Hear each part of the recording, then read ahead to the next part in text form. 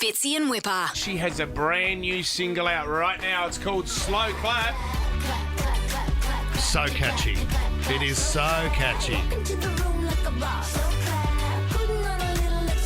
So good to hear that voice back again. First time on the Fitzy and Wippa show, Gwen Stefani. Welcome, Gwen.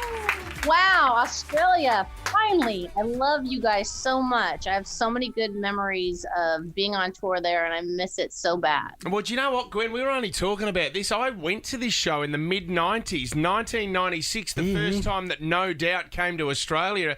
You played at Selena's at the Coogee Bay Hotel. Oh my gosh, you have a way better memory than me.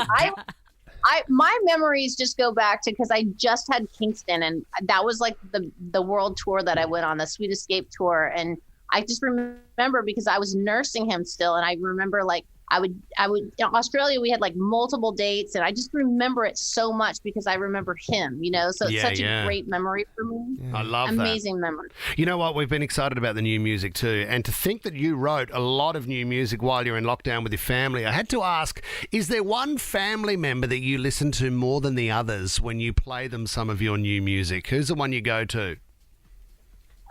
You know what?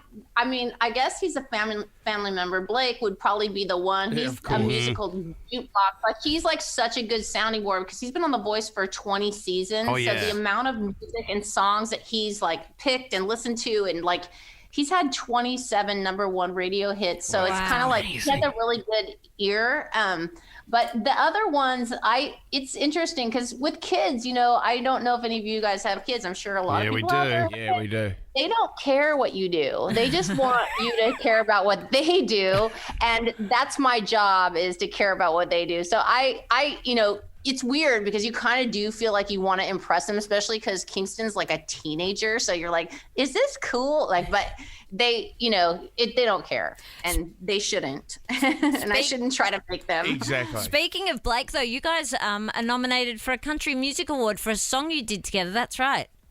Yes, it's so crazy. I was, thinking so much about not doing new music. I didn't think I was going to do new music. And then he invited me on his 2 songs and in a row, which was so incredible. Never in my wildest dreams would I imagine that I would be on country radio. Yeah. But it's like interesting because the whole genre was a genre that I never really listened to much. Like I basically listened to like folk and bluegrass growing up because my parents were into that, but not country. And so as a songwriter, I just learned a lot by knowing Blake and him introducing to me a lot of that. Songwriting is just so masterful and so thought out and such storytelling in a way that's very relatable to, my journey as a songwriter. So to be part of that was incredible and inspiring me. I think being in lockdown for 100 days in Oklahoma, Massive. Like doing homeschool, teaching, trying to do it was enough already. Like I want to do some new music. Like I think it was quite fuel for like my fire to do new music. And so the fact that I actually did it is a miracle. I was literally doing most songs on Zoom while the kids were in school. And there's a couple times where I think reintroduce myself. I wrote in my bed with Apollo next to me on a Zoom. Can I ask, Gwen, too, when you talk about the homeschooling, because I've got kids, 6 and 5 are the 2 eldest, but, I have to sit down and do readers now, and there's pressure on me to know what I'm talking about. When you've got a teenager, can you keep up with what they're learning? Absolutely not. I sucked at school. I was hopeless at school. I always make the joke that I was the worst speller. I'm dyslexic. Yeah, that's me. I taught the world how to spell bananas. That is God's trick on everything. You turned it into a song. Do you know what? Whipper's having a problem at the moment, Gwen. I don't know if you can help him out here. He was the coolest dad at school, but unfortunately another dad rocked up to the school the other day with the DeLorean, the car out of Back to the Future. Yeah. And all the kids went down to see this car, and now he is not the coolest dad in the school. When your kids were in lockdown, were you in the background? Were you performing for the kids? What have you had to do for your local school to help them out?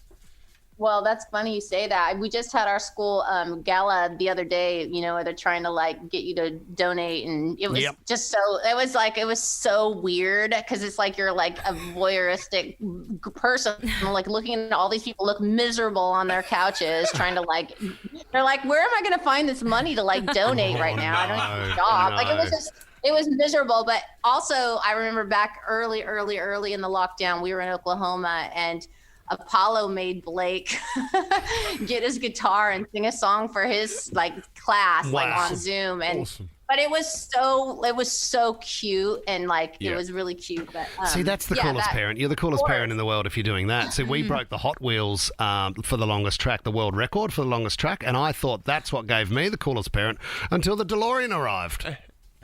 Wow, I love those Hot Wheel tracks. We could play with those forever. Oh, I've got Gwen on my side. That's good news. Gwen, you've worked with songwriter and producer Ross Golan. You've also worked with Pharrell Williams now. Is this leading into it? You've got a new album, Gwen, or are you just bringing out singles, or what's happening?